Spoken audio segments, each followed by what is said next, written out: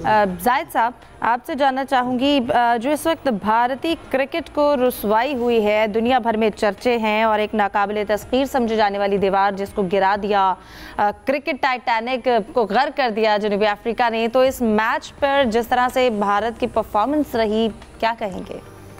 देखें, जब से दोपहर से टेस्ट आ रहे हैं तो दर्द की शिद्दत तो बढ़ रही है इंडिया में, पूरे भारत में ही, उनके मीडिया में भी, आम फैंस में भी, और टीम भी परेशान है, टीम इंतज़ामिया भी, क्योंकि दो मैचों की सीरीज़ थी, वर्ल्ड टेस्ट चैम्पियनशिप के दोनों मैच थे।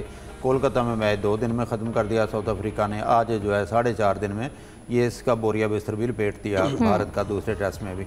और यहाँ से देखना चाहिए कि भारतीय क्रिकेट जो है किन बुनियादों पर खड़ी है। तनकीद का तूफ़ान तो हुआ है, वो हेड कोच गौतम गंभीर के ख़िलाफ़ है, जो किसी की सुनते नहीं हैं, आपको पता है। और फिर इसमें टीम का कम्बिनेशन कहना चाहिए, कौन खिलाया गया, किसको बाहर बिठाया गया, बहुत तनकीद हो रही है। पिचेस पर बहुत तनकीद हो रही है कि अपनी मर्ज़ी की पिचेस बनाई, और दूसरे अल्फाज में तो सनफान अल्फाज में कहें तो टैम्पा बूमा जिनके नाम डाले जा रहे थे तरह तरह, अब ये कह सकते हैं, इसको कहते हैं घुस कर मारना, और बहुत ही बुरी तरह शिकस्त दी है उन्होंने। 408 रन से आज शिकस्त दी और उनकी टीम 140 रन पर ढेर हो गया। दूसरी इनिंग में तो सिवाय जदीजा के, जिन्होंने 54 रन किए हैं, कोई खिलाड़ी उनका 20 रन तक नहीं बना सका। हालांकि उस तरफ फास्ट बॉलर बुमराह भी थे, मोहम्मद सिराज भी थे, जो कल गिर कर जिनका शोल्डर भी फ्रीज हो गया था। और उनकी तरफ अगर मार्को जैनसन को देखें तो उसने 93 रन की इनिंग्स खेली और विकेटें भी ली हैं। फिर आपको याद होगा हरमर यहाँ भी आए थे, उनको बहुत अच्छा बॉलर हम नहीं समझते थे कि एक दरमियाना बॉलर है, उन्होंने तबाही मचा दी है। 17 विकेटें वहाँ पे लेके उनकी बनाई हुई पिचेस पे उनको हराना, और 25 साल बाद साउथ अफ्रीका का जीतना मेरा ख्याल है बहुत बड़ी कामयाबी है। और फिर मौके की मुनासबत से मोहसिन नकवी साहब ने, आपको याद है, साउथ अफ्रीका को मुबारकबाद का मैसेज भी भेजा बड़ा बर वक्त। लेकिन यहाँ मैं थोड़ा सा बात लंबा करना चाहता हूँ कि 2 या 3 चीज़ें अब होंगी, क्योंकि इंडिया पहले तो अपनी टीम के लते लेगा, अपनी इंतज़ामिया के, गौतम गंभीर के, सब पे तनकीद करेगा।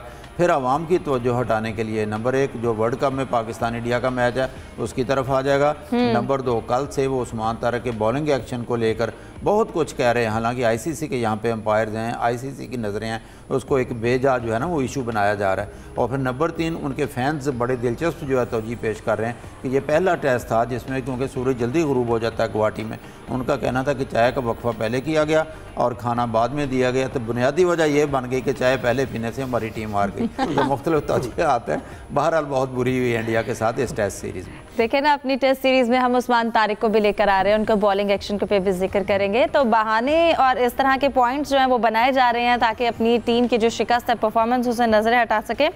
सलीम साहब, एडन मार्करम की जानिब से एक मैच में 9 कैचेस, क्या लगता है भारतीय टीम की जो इस वक्त बदनज़मी है वो भी कितनी वाज़ेह तौर पर हमारे सामने आई, और इसके साथ साथ बार बार स्पिन पर इन्हिसार करने वाली टीम जो है वो इस वक्त बाउंस और पेस के आगे हमें बहुत बुरी तरह से नाकाम होती हुई नजर आई है?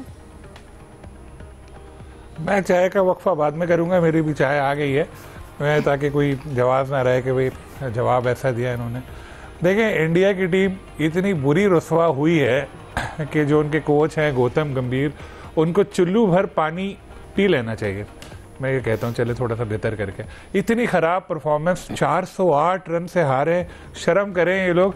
इंडियन क्रिकेट की हिस्ट्री में उनकी टीम कभी इतने बड़े स्कोर से नहीं आ रही।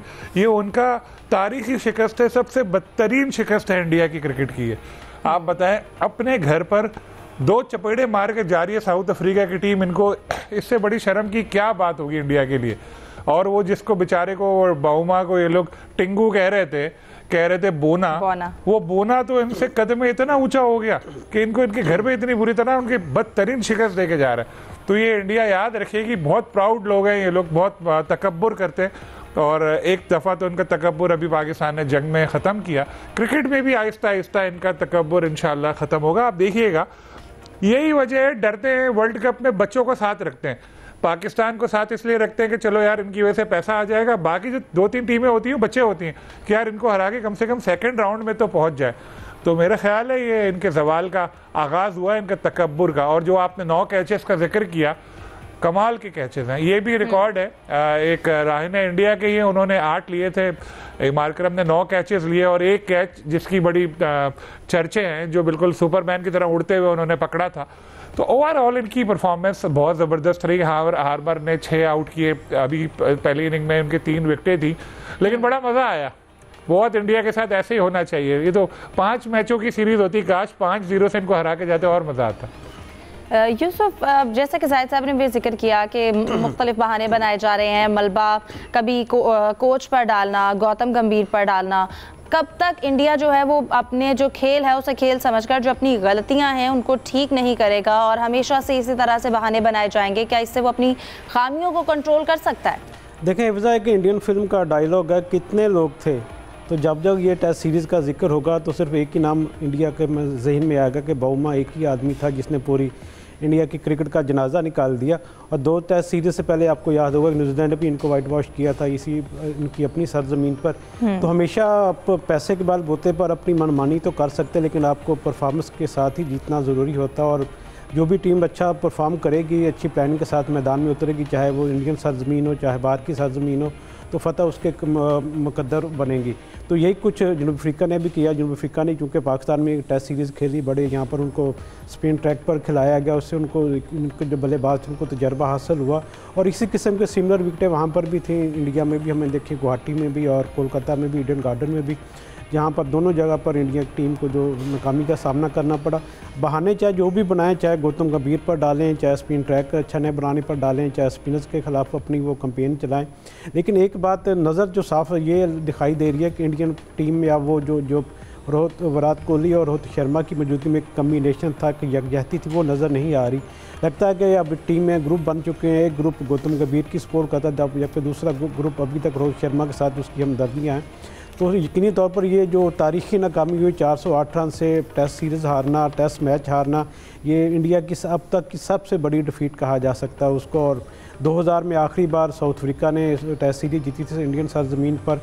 अब 25 साल बाद उन्होंने एक ऐसा मार्का अंजाम दिया कि जिस पर पूरी दुनिया हैरान है कि साउथ अफ्रीका ने इंडियन सरजमीन पर ये अपना जो कारनामा अंजाम दिया है।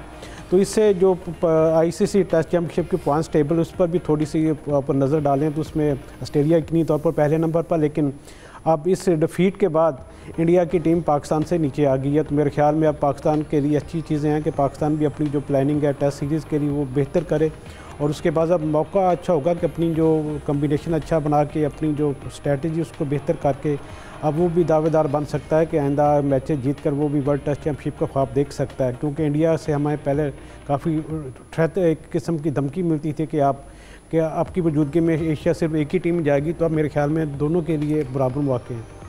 ठीक है, तो दोनों के लिए बराबर मौके हैं। और यूसुफ, इसके साथ साथ वो कितने आदमी थे को ये भी पूछ सकते हैं, कितने मैचेस थे? 2 थे और दोनों में बुरी तरह शिकस्त हुई, बुरी तरह से जो है वो इंडिया हारा।